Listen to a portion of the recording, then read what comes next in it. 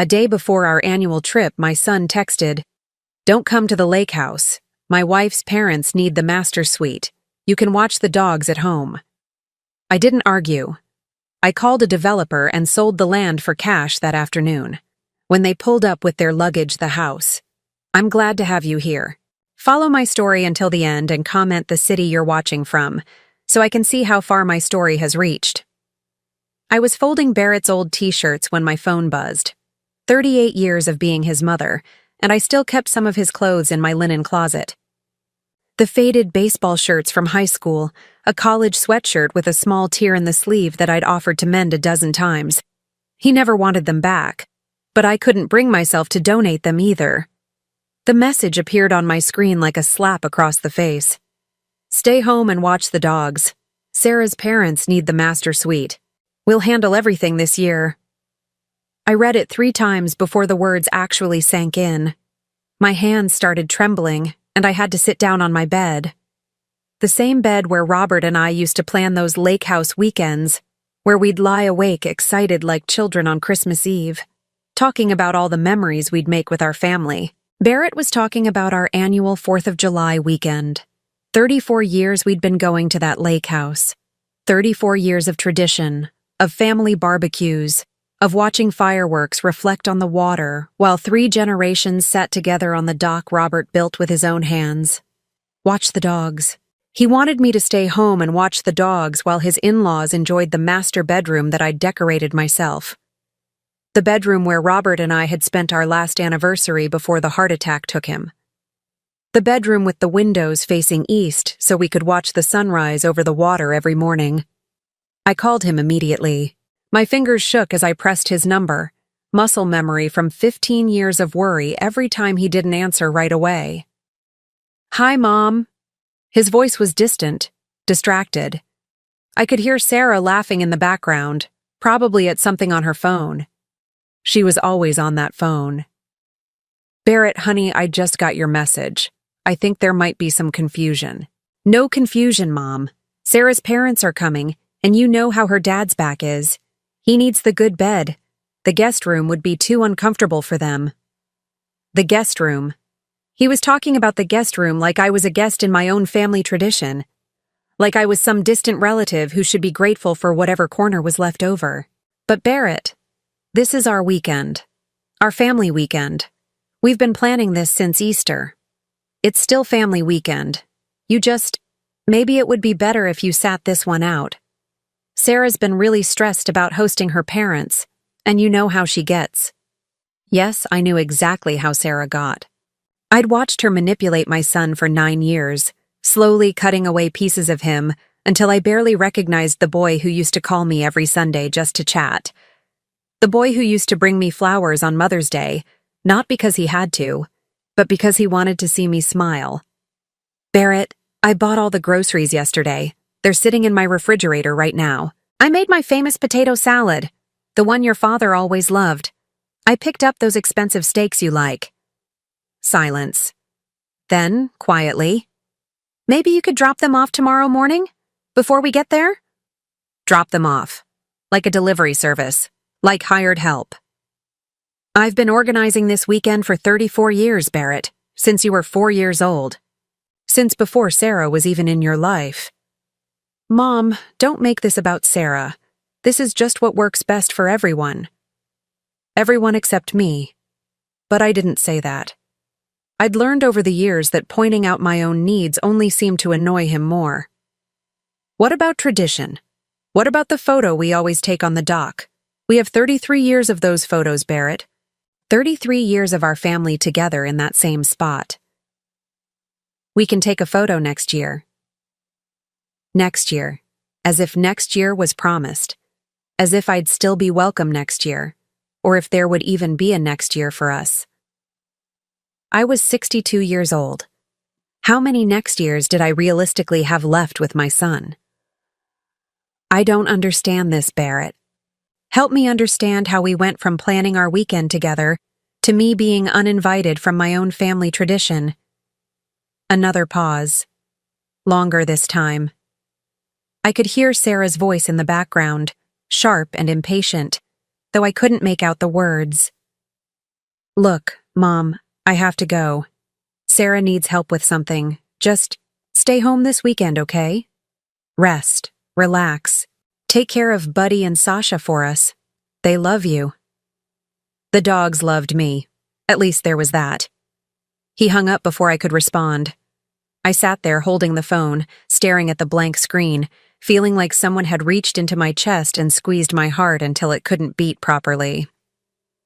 I walked to my kitchen and stared at the bags of groceries lined up on my counter.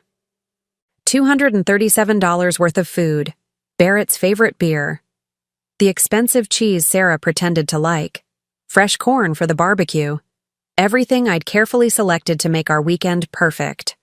On my refrigerator, held up by a magnet shaped like a little lake house, was this year's calendar. I'd marked the 4th of July weekend in bright red ink months ago. Lake House, Family Time, written in my careful handwriting. The same handwriting that used to fill out Barrett's school forms, sign his permission slips, write encouraging notes for his lunchbox. I pulled out my phone and scrolled through my photos. Last year's 4th of July. There we were on the dock, Barrett and Sarah and me. Barrett looked tired, but he was smiling. Sarah looked bored, but she was there. I looked happy, genuinely happy, because for that one moment, it felt like we were still a family. The photo from 2 years ago showed a different story. Barrett's smile was more forced. Sarah was checking her phone even in the picture. But we were together. We were trying. 3 years ago, 4 years ago, 5 years ago, right after Robert died. Barrett had his arm around me in that one, holding me up during my first holiday season without his father. He'd been so gentle with me then, so protective. When had that changed? When had I become the burden instead of the beloved? I set my phone down and walked to the window that faces the street. From here, I could see Mrs. Henderson next door watering her roses. She'd lost her husband 2 years after I lost Robert. We'd become friends in the way that widows do, bonding over the particular loneliness of sleeping in beds that used to be shared. Mrs. Henderson had 3 daughters. All 3 called her every week. All 3 included her in their holiday plans. She spent Christmas bouncing between houses, complaining good-naturedly about being too busy to rest. I used to envy her, though I tried not to let it show. Now I wondered what she would think if she knew that my only child had just uninvited me from the family tradition I'd spent 34 years building. I turned away from the window and found myself staring at the empty picture frame on my mantel. Every year, I put the new lake house photo in that frame. It was already waiting for this year's picture, the one that apparently wouldn't include me. My phone buzzed again. For a moment, my heart leaped. Maybe Barrett had changed his mind. Maybe he'd realized how cruel his message had been. It was Sarah. Hi, Marion. Just wanted to confirm you're okay with watching Buddy and Sasha this weekend. They've been so anxious lately, and you're so good with them. We really appreciate it. She was thanking me for being demoted to dog sitter. She was expressing gratitude for my humiliation. I didn't respond. I couldn't trust myself to type anything that wouldn't make things worse. Instead, I walked to my bedroom and pulled out the small suitcase I'd already packed for the weekend. 3 days' worth of clothes, carefully chosen. My comfortable jeans for morning coffee on the deck. The sundress Robert always said brought out my eyes. My swimsuit, because even at 62 I still loved floating in that lake, feeling weightless and free. I unpacked everything slowly, hanging each item back in my closet like I was putting away pieces of a dream I'd been foolish to believe in. The lake house had been our sanctuary. After Robert died, it became my lifeline. The place where I still felt connected to the family we used to be. The place where Barrett still laughed at my stories, where Sarah occasionally let her guard down enough to seem almost human. Now they wanted to take even that away from me. I sat on the edge of my bed and realized something that made my stomach clench with a cold, hard certainty. This wasn't about Sarah's parents. This wasn't about comfort or convenience. This was about erasing me. Barrett wasn't just uninviting me from one weekend. He was testing the waters, seeing how easily he could push me out of our family traditions. seeing if I'd fight back, or if I'd simply accept whatever scraps of attention he was willing to throw my way. The worst part was, I probably would have accepted it. I probably would have shown up tomorrow morning with my bags of groceries, handed them over with a smile, and driven home to spend the holiday weekend alone with 2 dogs who weren't even mine. I probably would have done exactly what he expected me to do. But as I sat there in the growing darkness of my bedroom, something inside me shifted, a small, hard kernel of anger that I hadn't felt in years. Not the quick flash of irritation that comes and goes, but something deeper. Something that tasted like self-respect. I picked up my phone and scrolled through my contacts until I found the number Helen Henderson had given me last month. The developer who'd been trying to buy properties in the Lake District. The one she'd mentioned was paying cash, closing quickly. Before I could change my mind, I pressed call. A man answered on the second ring. Davidson Development. This is Mike. Hello, I said, surprised by how steady my voice sounded. I have a lake property I'd like to sell immediately. Mike Davidson arrived at my house 43 minutes after I called him. I'd spent those minutes pacing my living room, second-guessing myself with every step. What was I doing? This was insane. You don't sell a lake house worth $750,000 because your feelings got hurt. But then, I'd catch sight of Barrett's old school photos lining my hallway, and the anger would surge back. 22 years of parent-teacher conferences I'd attended alone after Robert died. 22 years of being both mother and father, cheerleader and disciplinarian. 22 years of putting Barrett first, only to be told I should stay home and watch the dogs. Mike was younger than I'd expected, maybe 45, with kind eyes and calloused hands that spoke of actual work rather than just office deals. He sat across from my kitchen table, spreading out papers while I made coffee with hands that still trembled slightly. Mrs. Patterson, I have to ask, are you sure about this? Waterfront property like yours, it's usually a family legacy kind of thing. I set his coffee cup down harder than necessary. It was supposed to be. He glanced up at something in my voice. Trouble with the family? You could say that. I pulled out my phone and showed him the photos I'd been scrolling through earlier. 34 years of 4th of July weekends. 34 years of making that place the center of our family's world. Mike studied the photos, his expression softening as he took in decades of smiling faces, birthday parties, graduation celebrations. Beautiful property. Beautiful family. What changed? I almost laughed, but it would have sounded bitter. My son got married. That wasn't fair to Barrett, and I knew it even as I said it. The changes had been gradual, so slow I'd barely noticed them happening. Like watching someone you love disappear piece by piece, until one day you wake up and realize they're a stranger wearing a familiar face.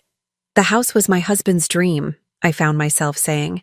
Mike had that kind of face that made you want to explain things, to make him understand this wasn't just about money. Robert worked construction for 27 years.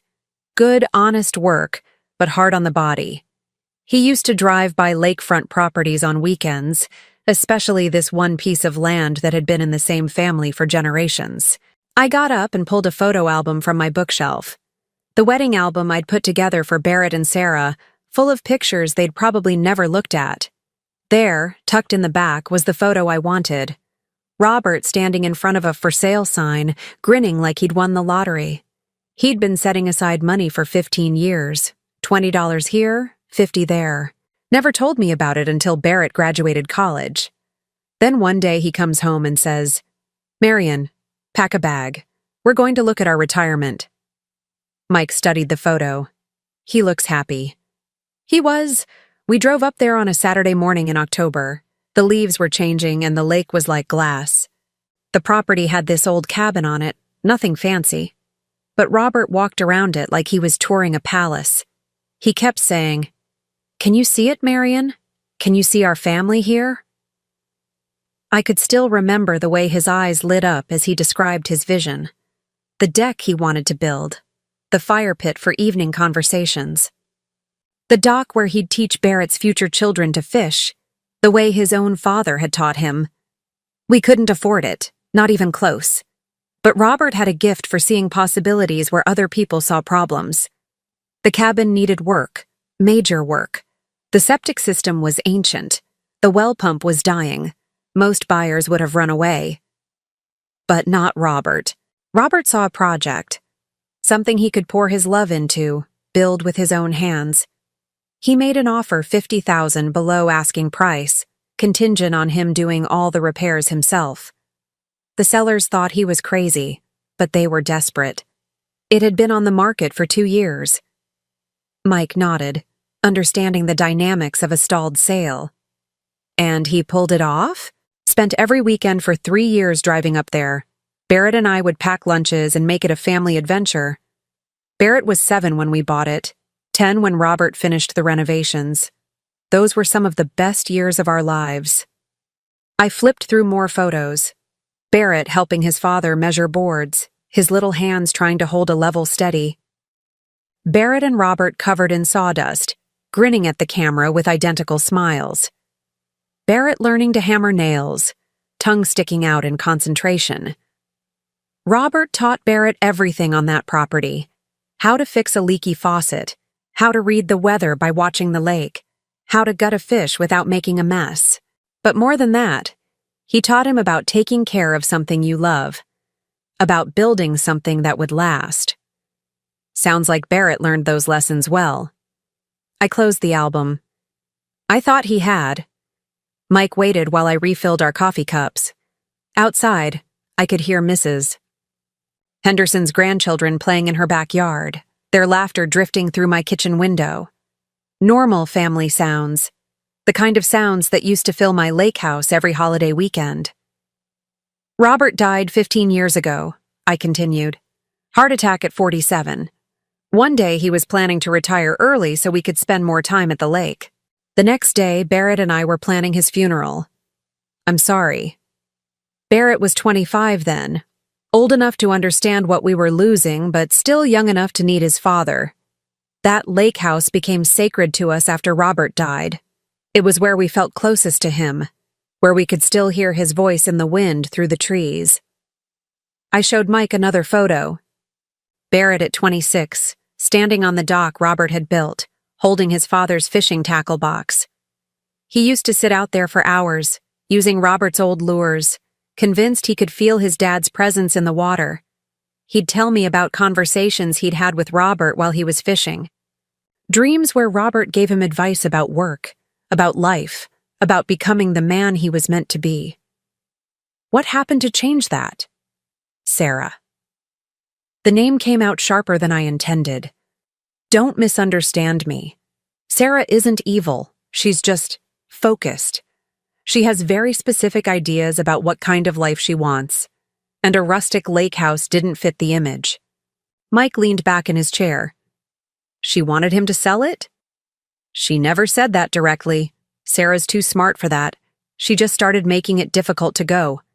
There was always something, a work event she couldn't miss, plans with her friends that couldn't be changed, a migraine that made her too sick to travel. Barrett started going up alone, but it wasn't the same. The house was designed for family, for gathering. One person rattling around in all that space just felt lonely. I got up and walked to the window again. Mrs. Henderson was helping one of her grandsons with a bicycle, steadying the seat while he pedaled in wobbly circles. The kind of scene I'd imagined playing out at my lake house someday, with Barrett's children. Then Sarah got pregnant. The words came out quietly. For 5 months, I thought everything would change. I started planning the nursery I'd set up in the lake house guest room. I bought a crib that would fit in the space by the window, where the baby could watch the sunrise. I imagined teaching my grandchild to swim in that lake, the way Robert had taught Barrett. Mike's silence felt gentle, inviting me to continue. Sarah miscarried at 22 weeks. We were all devastated but Barrett. It broke something in him. He stopped going to the lake house entirely. Said it hurt too much to be there, with all those empty rooms that were supposed to be filled with family. But you kept going. I had to. It was the only place I still felt like Robert's wife instead of his widow. The only place where Barrett's childhood wasn't just a memory. I started going up by myself, maintaining the property, keeping it ready for when Barrett was ready to come back. I pulled out my phone and showed Mike the photos from recent years. Me alone on the dock, raising a coffee cup in a solitary toast. Me tending the garden Robert had planted. Me sitting by the fire pit, surrounded by empty chairs. Sarah eventually agreed to start coming again, but only for special occasions. Only when it served some purpose for her. She'd invite her friends up for girls' weekends, or suggest we host Barrett's work colleagues for corporate retreats. She turned my sanctuary into a networking opportunity. That must have been hard to watch. I told myself it was worth it if it meant Barrett was using the house again. If it meant we were still gathering as a family, even if the gatherings felt different. Even if Sarah spent most of her time on her phone or complaining about the Wi-Fi signal, or suggesting improvements that would have destroyed everything Robert built with his hands. Mike gathered his papers and pulled out a contract. Mrs. Patterson, I can have cash in your account by tomorrow afternoon. $700,000, as is, no inspections, no contingencies. But once you sign this, there's no going back. Are you absolutely certain this is what you want to do? I looked around my kitchen at the reminders of the life I'd built around being Barrett's mother. The refrigerator covered with his old artwork, the cookbook filled with his favorite recipes, the calendar marking every important date in his life like a shrine to motherhood. Then I thought about his text message. Stay home and watch the dogs. 34 years of tradition, dismissed in a single sentence. 34 years of love, reduced to dog-sitting duties. How quickly can your crews clear the property? Mike checked his phone. If you sign today, we could have demo crews there by Monday morning. The old cabin will be gone by Wednesday. I picked up the pen, my hand steady now for the first time since Barrett's message had shattered my afternoon. Where do I sign? I didn't sleep Thursday night. Every time I closed my eyes, I saw Robert's face the day we first walked through that lake house. The way he'd run his hands along the rough cabin walls like he was blessing them. The way he'd stood on the shore and said, "This is where our grandchildren will learn to swim, Marion. This is where our family will grow old together." By Friday morning, I'd convinced myself I'd made a terrible mistake. $700,000 in my checking account felt like blood money. I'd betrayed Robert's memory, destroyed Barrett's inheritance, ruined everything over a moment of wounded pride. I was reaching for my phone to call Mike Davidson, to beg him to tear up the contract, when my doorbell rang. Mrs. Henderson stood on my porch holding a manila envelope, her face grim in a way that made my stomach clench. "Marion, honey, I didn't want to show you this, but I think you need to see it." She followed me into the kitchen and spread photos across my table. Color printouts from Facebook, timestamp dates stretching back months. My breath caught in my throat. Barrett and Sarah at my lake house, but not alone. "My niece Emma lives in town now, remember? She's been seeing that boy who works at the marina. They've been talking about all the parties up at your place." I picked up the first photo with shaking hands. Barrett and Sarah with 6 other couples, all of them holding drinks, standing on my deck like they owned it. Sarah was wearing a designer bikini I'd never seen before, posed like she was in a magazine spread. The timestamp read 3 weeks ago. 3 weeks ago, Barrett had called me to cancel our monthly dinner because he was swamped at work. Emma said they've been happening most weekends since spring. Mrs. Henderson continued gently. She thought you knew. She thought you were okay with it. I flipped through more photos. Barrett grilling steaks on the barbecue Robert built. Sarah and her friends lounging on the furniture I'd carefully chosen and maintained. Group shots around the fire pit. Everyone laughing like they didn't have a care in the world. In every single photo, my son looked happier than I'd seen him in years. "This one's from Memorial Day weekend," Mrs. Henderson said, pointing to a photo that made my vision blur with rage. Sarah was holding a champagne glass, standing in front of the hand-carved welcome sign I'd commissioned after Robert died. The one that read, "Patterson Family Lake House, Eastern 2010, where love lives on." but someone had taped a piece of paper over Patterson family. Now it read, Barrett and Sarah's Lake House. They'd erased me. Literally covered up my family name and replaced it with their own.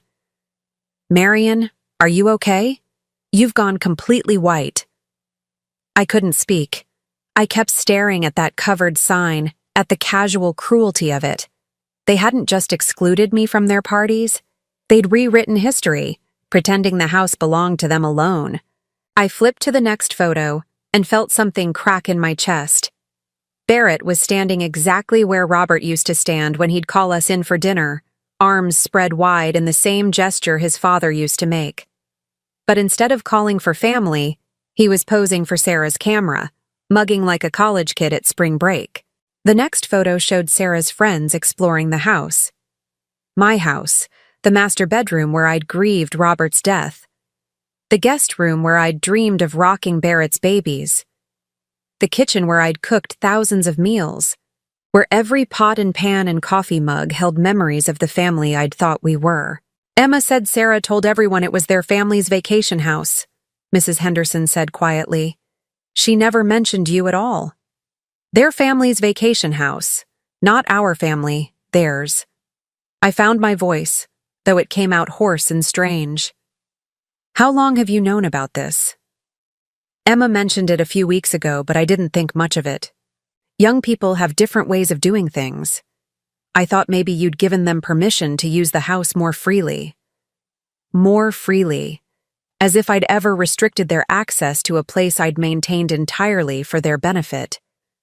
But when you told me yesterday about Barrett uninviting you from this weekend, about how he wanted you to watch the dogs. Mrs. Henderson shook her head. I realized Emma's stories didn't match what you were telling me, so I asked her to show me the photos. I stared at a picture of Sarah raising a toast, surrounded by friends I'd never met, in the living room where Robert and I used to play cards on rainy afternoons. The caption underneath read, Living our best lake life. So grateful for this perfect escape.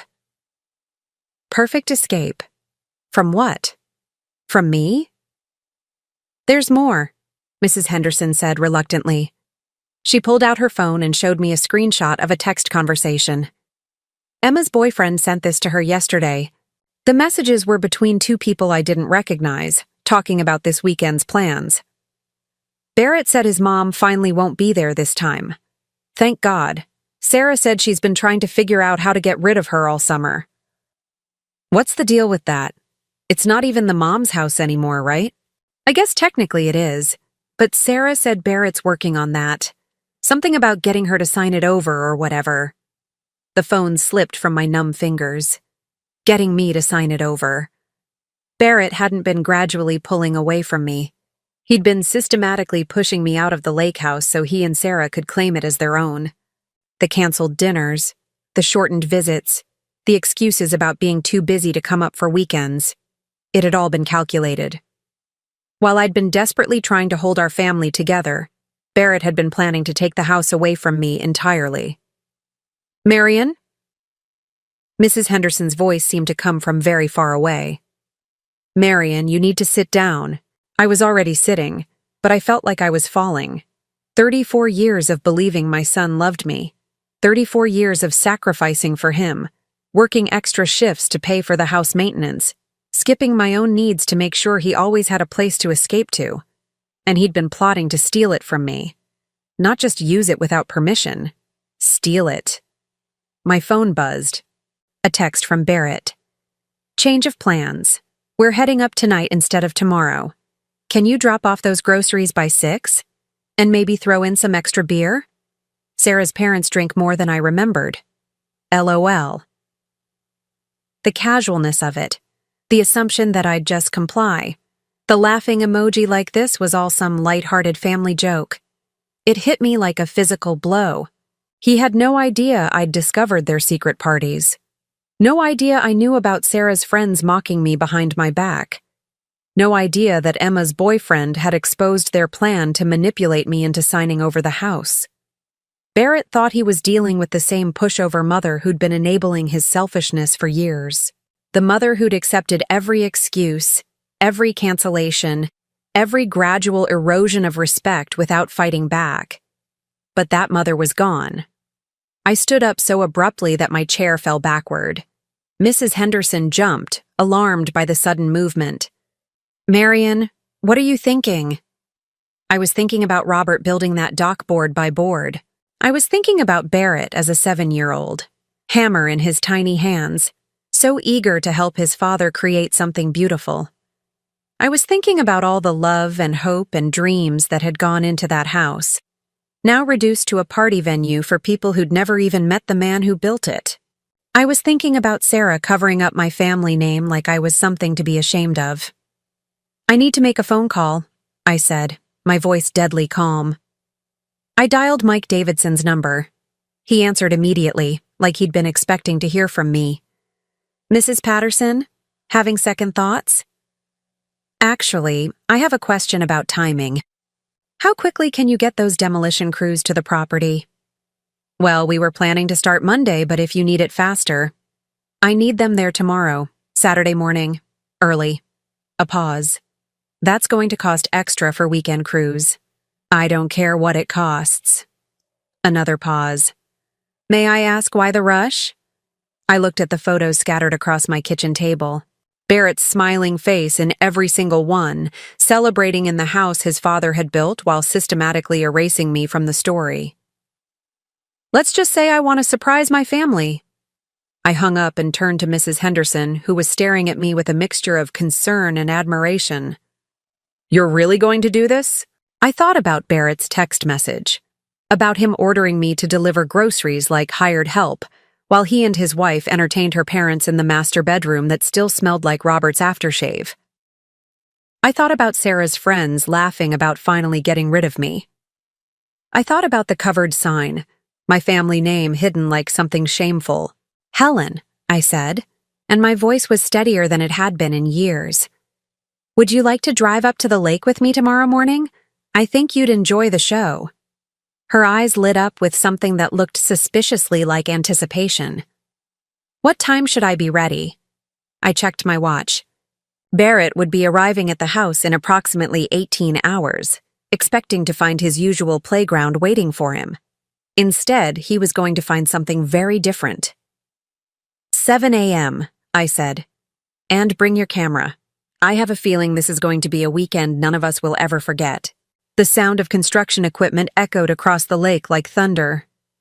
I sat in my car at the end of the long driveway, Mrs. Henderson beside me, watching 3 bulldozers tear into the house Robert had rebuilt with his own hands. The morning air was thick with dust and the smell of diesel fuel, but underneath it all, I caught the faint scent of the wild roses Robert had planted along the property line. They would be gone by noon, too. "Are you sure about this, Marian?" Mrs. Henderson asked for the 3rd time, though her voice held more excitement than concern. "Once it's down forever." I watched a section of the front porch collapse, taking with it the swing where Barrett used to read comic books on lazy summer afternoons. "It's been gone for a while, Helen. I'm just making it official." Mike Davidson's crew had arrived at 6:30, exactly as promised. 3 bulldozers, a demolition team, and enough equipment to level the house completely by Sunday night. The extra cost for weekend work had been worth every penny to see the foreman's confused expression when I'd insisted they start with the welcome sign. The same sign Sarah had covered with her own name was now buried under a pile of splintered wood and torn metal. My phone had been buzzing constantly since 7 a.m. First Barrett, then Sarah, then Barrett again. I'd ignored every call, every frantic text message.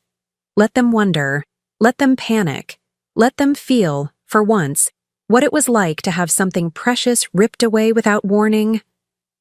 "There," Mrs. Henderson said, pointing toward the main road.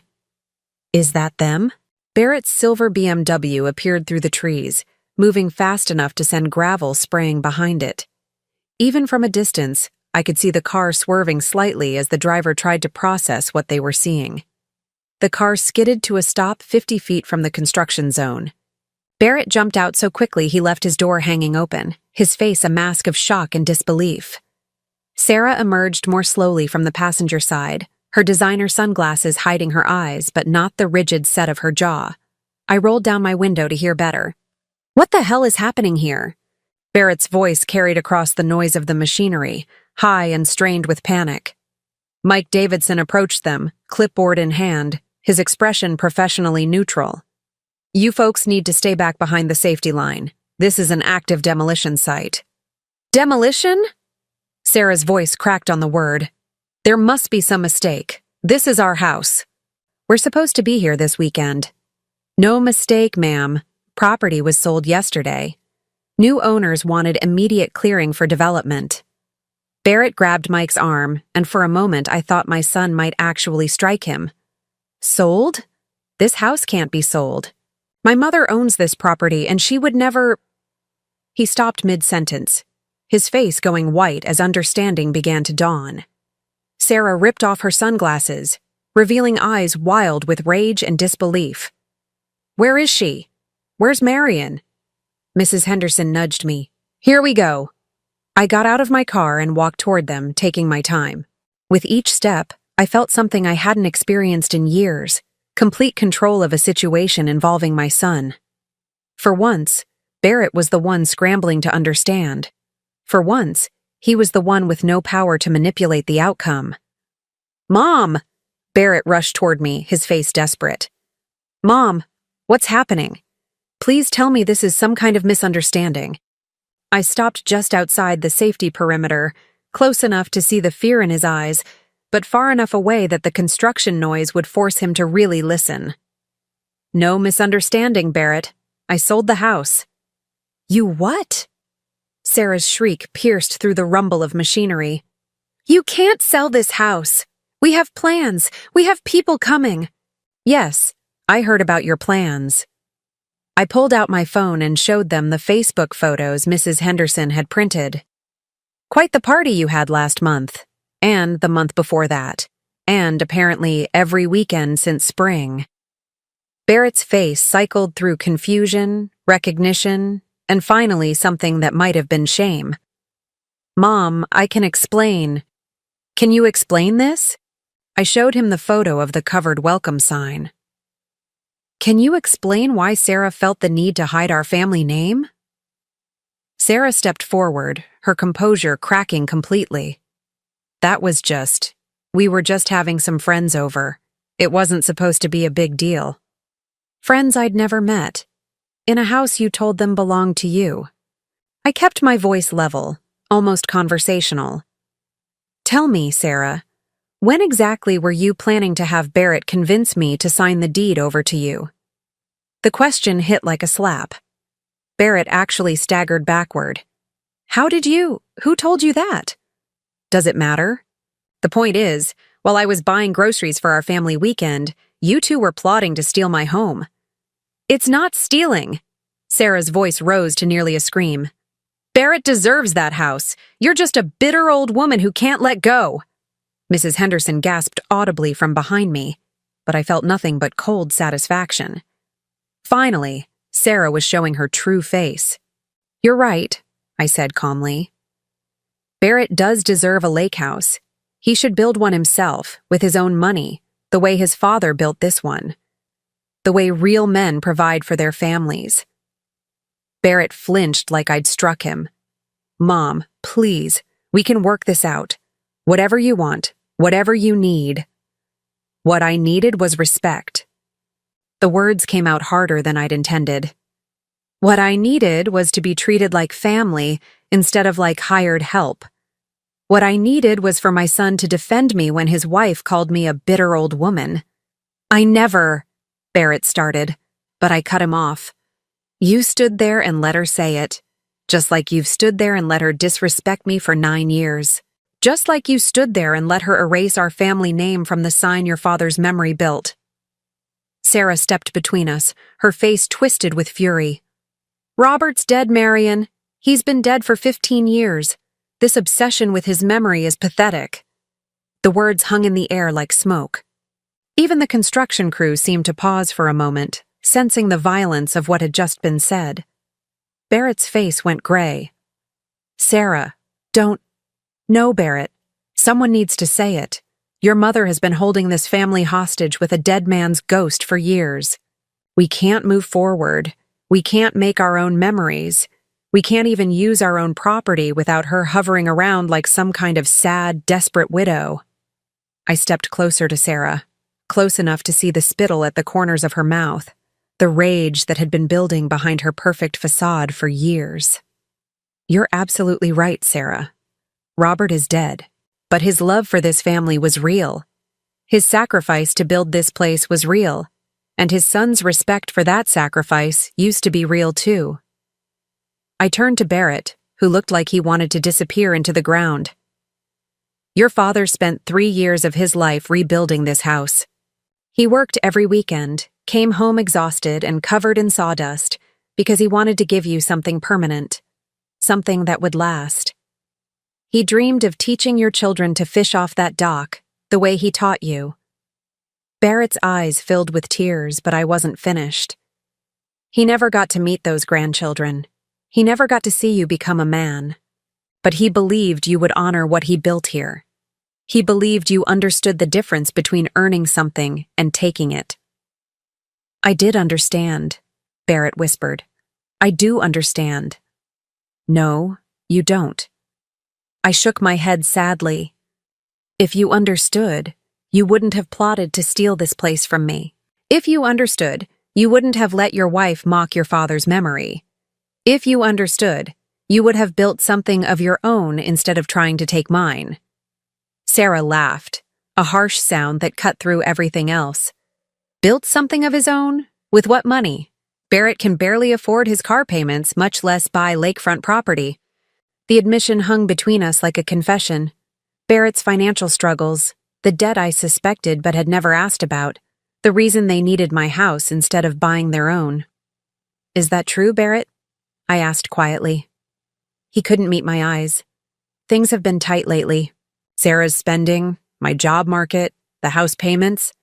So you thought you'd solve your money problems by stealing from your mother. It wasn't stealing, he exploded finally. You're going to die someday anyway. I'm your only child. That house should come to me. The words echoed across the construction site. Should come to him. Like my love, my sacrifice, my years of maintenance and care meant nothing. Like I was just an inconvenient obstacle between him and his inheritance. I looked at my son, really looked at him, and realized I was seeing a stranger. The little boy who'd helped his father build this place was gone, replaced by a weak, greedy man who felt entitled to things he'd never earned. You're right, Barrett. Someday I will die. And when that day comes, you'll inherit whatever I choose to leave you. I gestured toward the demolition site, where the last wall of the house was coming down in a shower of dust and memories. Today isn't that day, and this isn't that house. Sarah grabbed Barrett's arm, her face desperate now instead of angry. Do something. Stop them. This is our future they're destroying. But Barrett just stood there, watching bulldozers bury 34 years of family history under piles of debris. His face was blank, shocked, like he was seeing the consequences of his choices for the first time. The bulldozers will be finished by tomorrow evening, I said, turning to walk back to my car. I'll have the property cleaned up and ready for the developers by Monday morning. Where are we supposed to go? Sarah called after me. We told people we'd be here. We have nowhere else. I stopped and looked back at them one last time. Barrett and Sarah, standing in the ruins of everything Robert had built, everything I had maintained, everything they had taken for granted. I guess you'll have to figure that out the same way you plan to figure out how to steal my house, I said. Without me. As I walked away, I heard Sarah screaming at Barrett, blaming him for losing control of his mother, for not handling the situation better, for not being man enough to prevent this disaster. I heard none of it from Barrett in response. Mrs. Henderson was waiting in the car, practically vibrating with excitement. Marion, that was incredible. I've never seen anything like it. I got into the driver's seat and started the engine, pulling away from the demolition site without looking back. In my rearview mirror, I could see Barrett and Sarah still standing there, surrounded by the debris of their entitled expectations. "How do you feel?" Mrs. Henderson asked as we drove toward town. I considered the question as we passed the marina where Robert used to buy bait, the ice cream stand where Barrett had celebrated his first successful fishing trip, the general store where 3 generations of my family had bought supplies for countless lake weekends. All of it was ending. All of it was gone. But for the first time in 15 years, I wasn't the one being left behind. "Free," I said finally. "I feel free." 3 months after the demolition, I was sitting in a cafe in Portland, Oregon, watching the rain streak down the window while I waited for my real estate agent. Not the rain I was used to back home, but something gentler, more purposeful. Everything about this city felt purposeful, from the way people walked with intention down the tree-lined streets to the way conversations flowed in coffee shops without the underlying tension I'd grown accustomed to. My phone buzzed with another call from Barrett, the 7th one this week. I let it go to voicemail, just like all the others. There would be time to deal with Barrett later, when I was ready, when I had built something strong enough to withstand whatever manipulation he was preparing. "Mrs. Patterson?" A woman with kind eyes and silver hair approached my table. "I'm Linda Chen. Are you ready to see your new home?" I stood up, smoothing down the jacket I'd bought last week. Nothing fancy, but new. Everything about my wardrobe was new now. After Barrett's confrontation at the lake, I donated most of my old clothes to charity. All those careful, conservative outfits chosen to avoid drawing attention, to avoid giving anyone a reason to criticize the grieving widow, the devoted mother who never quite measured up. The woman looking back at me from dressing room mirrors now was someone I barely recognized. Confident, purposeful, free. "I'm ready," I told Linda, and meant it completely. The house was a 15-minute walk from the cafe, in a neighborhood full of craftsman homes and established gardens. Nothing like the lake house Robert had built, nothing like the suburban prison I'd maintained for 38 years. This was something entirely mine. "Built in 1922, Linda explained as we walked up the front steps. "The previous owner was an artist. She lived here for 47 years before moving to assisted living." The front door opened onto hardwood floors that gleamed in the afternoon light, large windows, built-in bookshelves, a fireplace that actually worked instead of just providing decoration. The kind of house where people lived intentionally, where every room had a purpose beyond just filling space. "The kitchen was updated 5 years ago," Linda continued, leading me through rooms that felt like possibilities instead of obligations. "All the appliances are included." I ran my hands along the granite countertops, imagining cooking meals for one without guilt. No more preparing elaborate dinners that went unappreciated. No more buying Barrett's favorite foods in case he decided to visit. No more organizing my entire life around someone else's unpredictable needs. "There's something else I think you'll love," Linda said, opening a door I hadn't noticed. The room beyond was flooded with natural light from a wall of windows facing north. Built-in easels lined one wall. Storage cabinets filled another, a workspace designed for creation, for pursuing something meaningful instead of just maintaining what already existed. "The previous owner was a painter," Linda explained. "She said this room gets the most beautiful light in the afternoons." I stood in the center of the studio, feeling something I hadn't experienced since Robert died. Possibility. Not the careful, tentative hope of maybe someday, but the immediate electric sense that my life could be different starting right now. "I'll take it," I said without hesitation. Linda blinked, clearly not expecting such a quick decision. "Don't you want to think about it? Discuss it with your family?" "There's no family to discuss it with," I said, and the words didn't sting anymore. They were simply fact, no more painful than saying the sky was blue or the rain was wet. We spent the next hour filling out paperwork. Purchase price, $425,000. Down payment, $300,000 in cash. No mortgage, no monthly payments, no financial obligations to anyone but myself. When Linda asked about my plans for the property, I found myself talking about things I'd never said out loud before. About the pottery class I'd always wanted to take. About the garden I wanted to grow, focused on beauty instead of practicality. About the books I wanted to read without interruption, the movies I wanted to watch without considering whether someone else would enjoy them. "It sounds like you're starting a whole new chapter," Linda said as we shook hands on the deal. "More like a whole new book," I replied. That evening, I called Mrs. Henderson from my hotel room. She answered on the second ring, her voice bright with anticipation. "Marion, how's Oregon treating you?" "I bought a house today." Silence, then a delighted gasp. "You what? Tell me everything." I described the craftsman home, the artist's studio, the neighborhood full of people who minded their own business in the best possible way. As I talked, I realized I hadn't felt this excited about anything in years, maybe decades. "It sounds perfect for you," Mrs. Henderson said. "When do you move in?" "Next month. I'm having everything shipped from storage."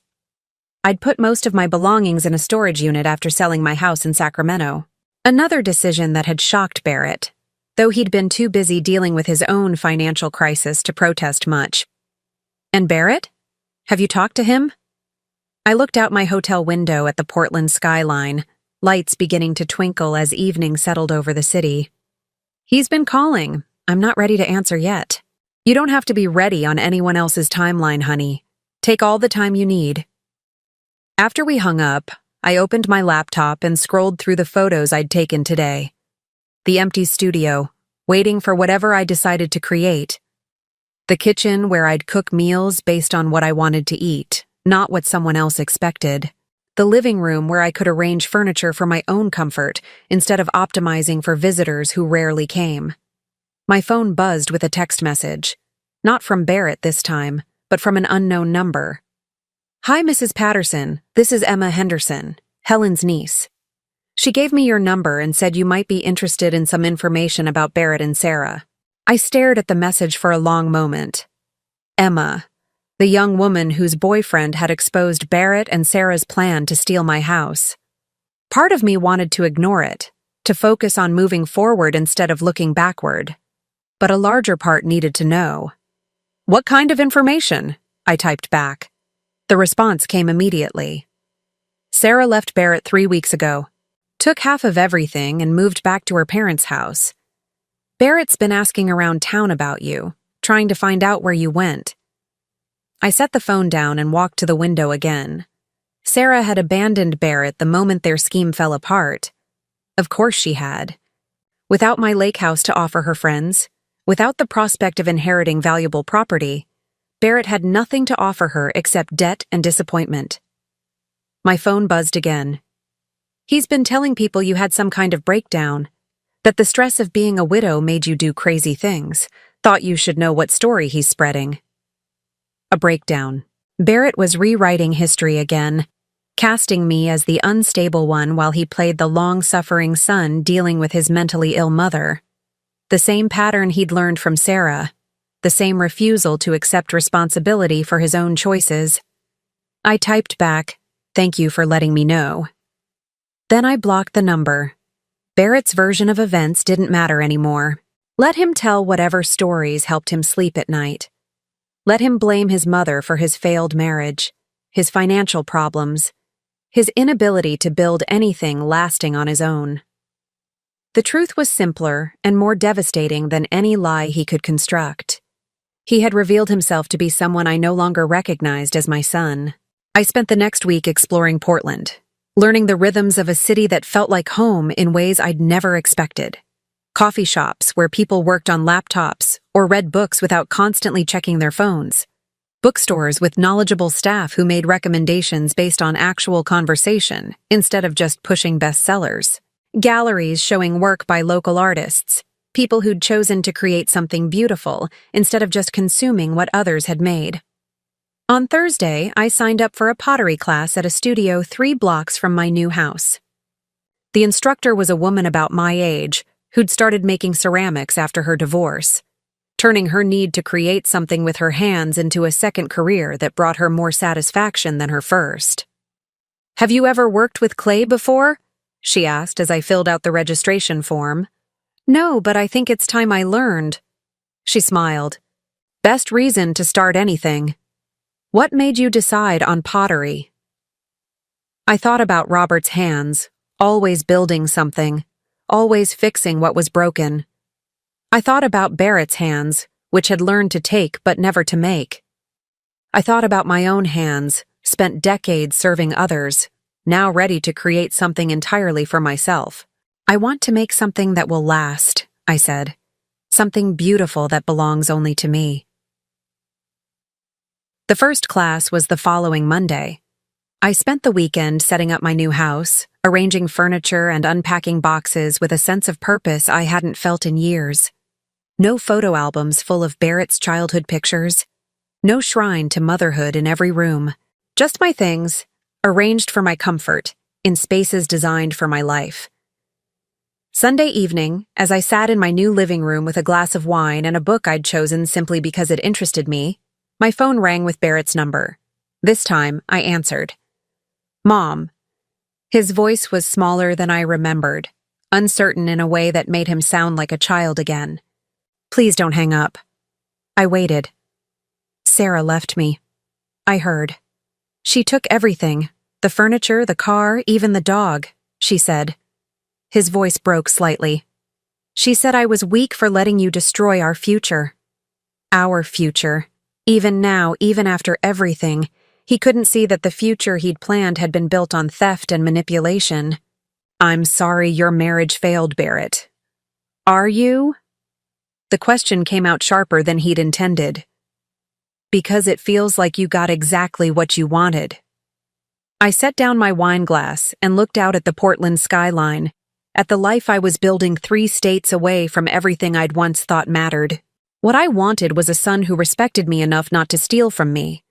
What I wanted was a family that included me instead of plotting to erase me. What I wanted was to matter to the people I'd spent my life serving. You did matter. You do matter. No, Barrett, I was useful. There's a difference. Silence stretched between us, filled with all the conversations we'd never had, all the honesty we'd both avoided for years. I don't know how to fix this, he said finally. You can't fix it, I said gently.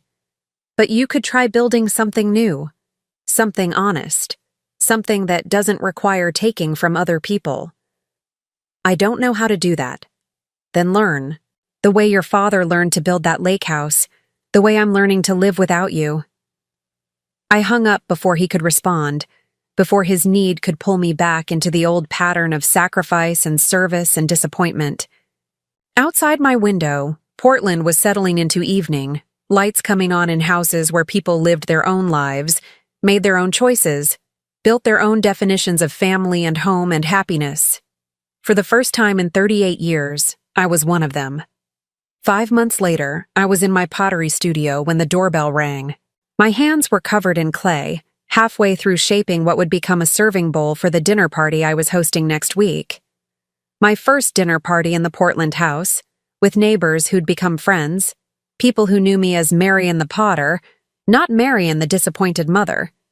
The doorbell rang again, more insistent this time. I glanced at the clock on the studio wall. 4:30 on a Tuesday afternoon. I wasn't expecting anyone. I wiped my hands on my apron and made my way to the front door, already irritated by the interruption. Through the frosted glass, I could see a familiar silhouette that made my stomach clench with old, unwanted reflexes. Barrett stood on my front porch looking like he'd aged a decade in 6 months. His hair was unkempt, his clothes wrinkled, and his face had the hollow look of someone who'd been surviving on fast food and very little sleep. Behind him sat a beat-up Honda Civic I didn't recognize, loaded down with boxes and garbage bags like he was moving his entire life. I opened the door but didn't invite him in. Hello, Barrett. Mom. His voice cracked on the word. I've been driving for 3 days looking for you. Mrs. Henderson finally told me you were in Portland. Helen shouldn't have done that. Please don't be angry with her. I told her it was an emergency. I studied his face, looking for signs of genuine crisis versus the manufactured urgency he'd used to manipulate me for years. He looked genuinely desperate, but that didn't necessarily mean anything had actually changed. What kind of emergency? He gestured vaguely at the car full of his possessions. I lost the house, lost my job, everything just... He swallowed hard. Everything fell apart after Sarah left. I'm sorry to hear that. Barrett blinked, clearly expecting more reaction. When none came, he stepped closer to the door. Mom, I was hoping. I need a place to stay. Just temporarily. Just until I can get back on my feet. There it was. The real reason for his cross-country pilgrimage.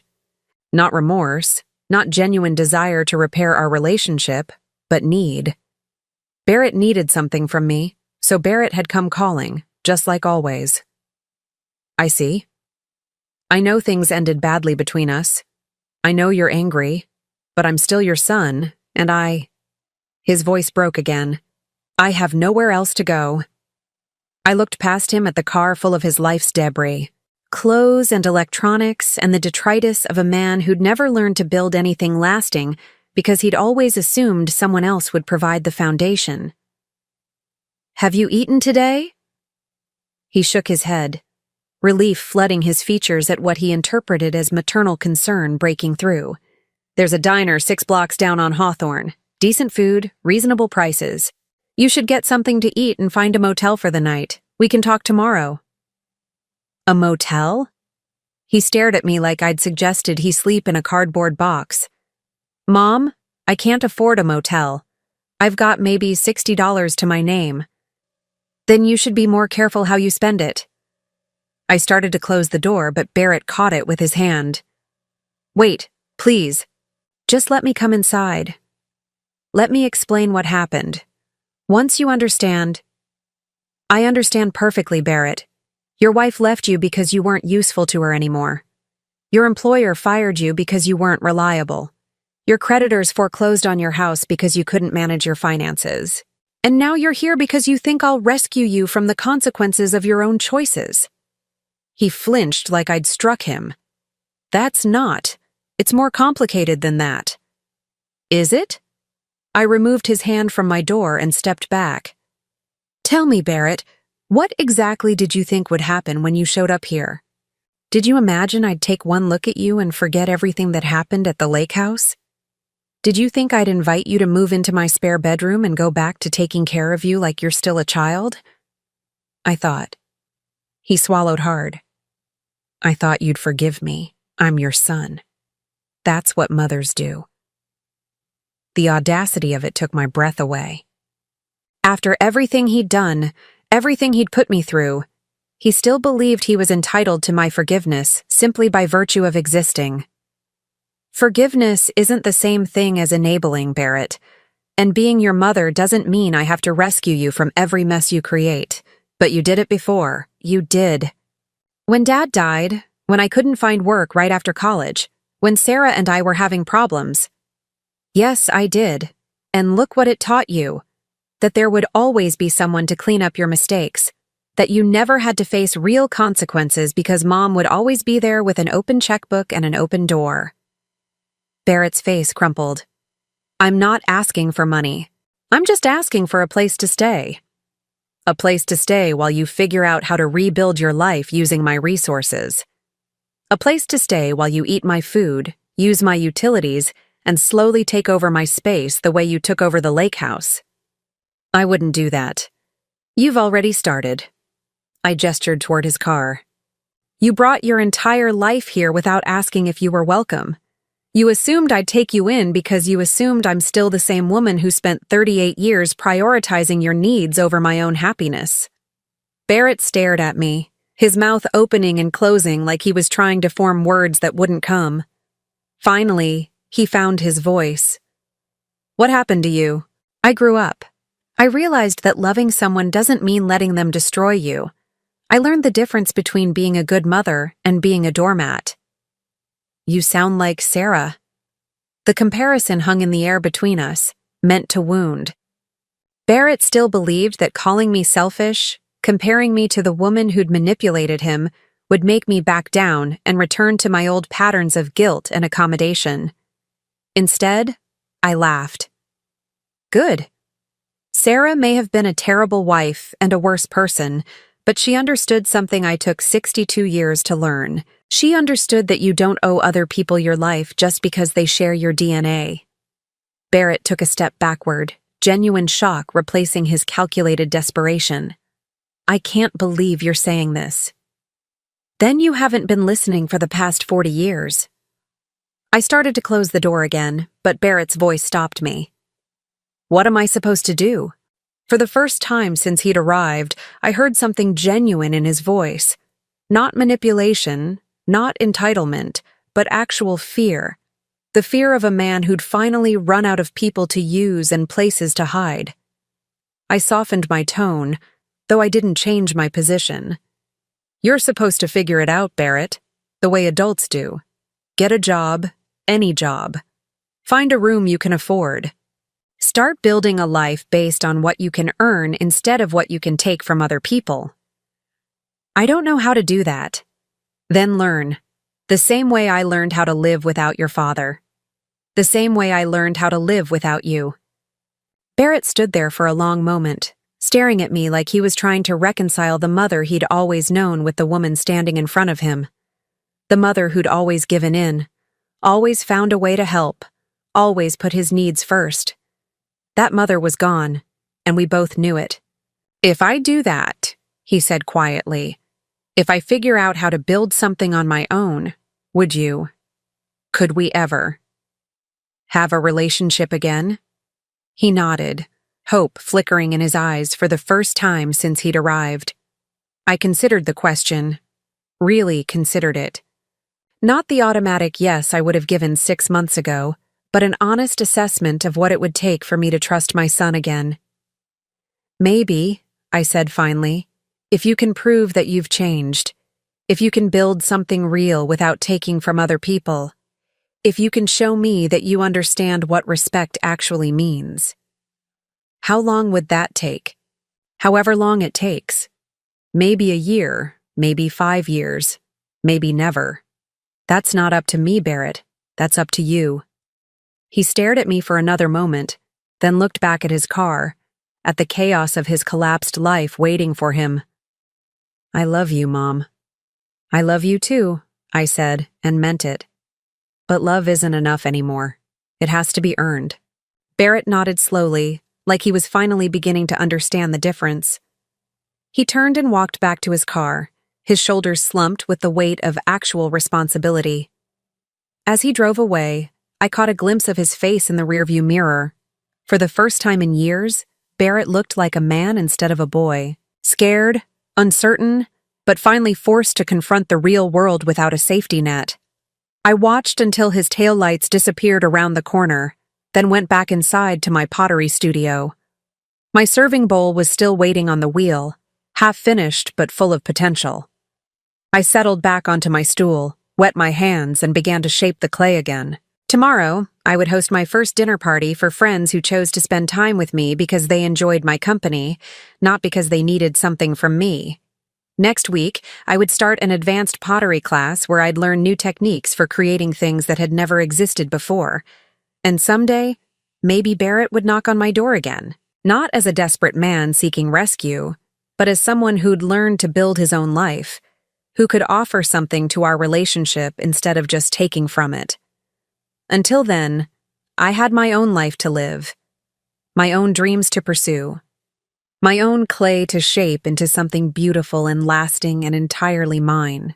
Outside my studio window, Portland sparkled in the late afternoon light, a city full of people who'd learned to start over, to rebuild, to create something new from the pieces of whatever they'd left behind. I was one of them now. Finally, completely, beautifully one of them. Now I'm curious about you who listened to my story. What would you do if you were in my place? Have you ever been through something similar? Comment below, and meanwhile, I'm leaving on the final screen 2 other stories that are channel favorites, and they will definitely surprise you. Thank you for watching until here.